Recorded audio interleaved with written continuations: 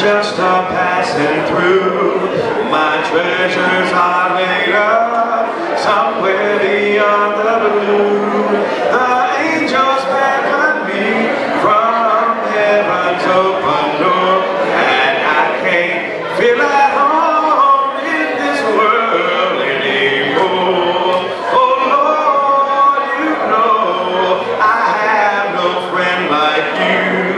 If heaven's not my home, then Lord, what will I do? The angels beckon me from heaven's open door, and I can't feel at home in this world anymore. They're all expecting me, and that's one thing I know. My Savior's pardoned me, and now I onward go.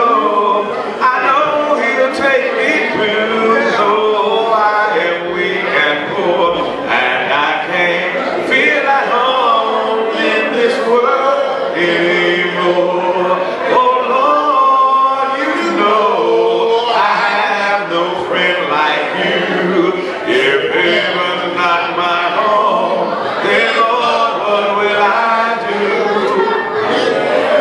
Beckon me from heaven's open door, and I can't feel at home in this world anymore. Just up in glory land we'll live eternally. The saints on every hand are shouting victory. Their song of sweetest praise drifts back from heaven's shore, and I can't feel at home in this world anymore. Oh Lord, you know I have no friend like you. If heaven's not my home, then Lord, what will I do? The angels beckon me from heaven's open door, and I can't feel at home in this world anymore. Oh Lord, you know I have no friend like you. If heaven's not my home, then Lord, what will I do? The angels beckon me from heaven's open door, and I can't feel at home in this world anymore. Please, amen. We're glad that you are here. The word of Almighty is not hereby. Let me direct your attention to 1 Timothy chapter 5 and verse number 8. 1 Timothy chapter 5 and verse number 8. And I would ask that you would read this one verse aloud with me. But if any provide not for his own, and especially for those of his own house, he has denied the faith and is worse than an infidel.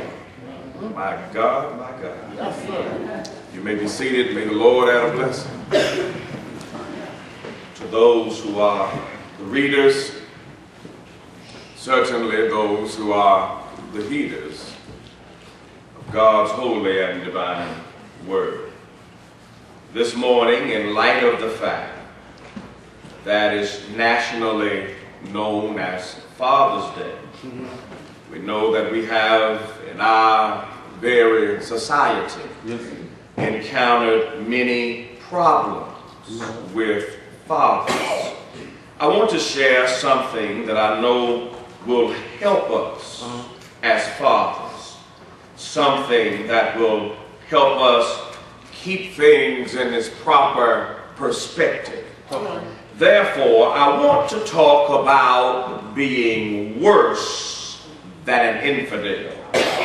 Y'all got time for this? I want to talk about being worse than an infidel. An infidel is secularly and religiously defined as an unbeliever. He is someone who does not accept the will of God, nor does he accept the way of God. This is someone who seeks his own path. An infidel is someone who seeks their own direction in life, regardless of the damning and the damaging effect that it has on others. An infidel is one who chooses his own way. He lives by the rule of himself. His only desire is to please himself. And if he has to hurt or to destroy others in the accomplishing of his will, he will. An infidel is someone who has abandoned all morale and rationale and has succumbed to the innate carnality that lies within him. An infidel is one who has denied the faith. Yes. He has turned to a path of spiritual death and destruction and has placed himself in a position that he doesn't even realize. Right. My friends, it is this very characteristic of a man who does not take care of his own house that the Apostle Paul describes as being worse than an infidel. I wanted you to understand what an infidel was, because when Paul looks at a man, this inspired apostle says that he's worse than an infidel. I wanted you to have some means of comparison. Here in our text, if you look at it from a contextual standpoint, Paul is actually addressing the care of widows. Paul says there in verse number 4 that if a widow has children or nephews, that they are to show their mothers and their aunts some favor or some kindness by taking care of them. That's what Paul was leading here in verse number 4. But now when he gets to verse number 8, he addresses the man in the house who's responsible for taking care of the house, but the man neglects to do so. So notice here, Paul says in verse 8, but if any provide not for his own. In other words, if a man does not supply, if a man does not make available what is needful for his family. Yes, this is what it means to provide, my brother. Is to supply, to make available what is needful for the existence of your household. What's going on with a man who refuses to supply for his own household? Y'all gonna walk with me? What's wrong with a man that is in a position where he can supply, but he won't supply? We're not dealing with an individual who can't supply.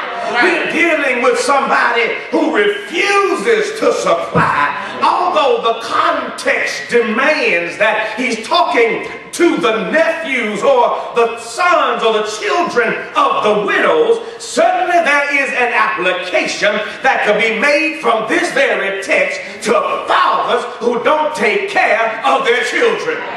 There's an application here. And I want us to look at this from an application standpoint, because as a father, you are a man. And Paul says, if a man provide not for his own, as a father, you got your own. You got a son or a daughter, and you ought to have a wife. Amen. Amen. She's part of the own. Amen. So quit having these babies out of wedlock. Amen. If you're going to be a real man, make sure you put a ring on her finger before you get pregnant. Amen. I'm trying to help you with the text now. Yes, sir. With the text contextually, he's talking about a man that has his own. Yes, sir. There is an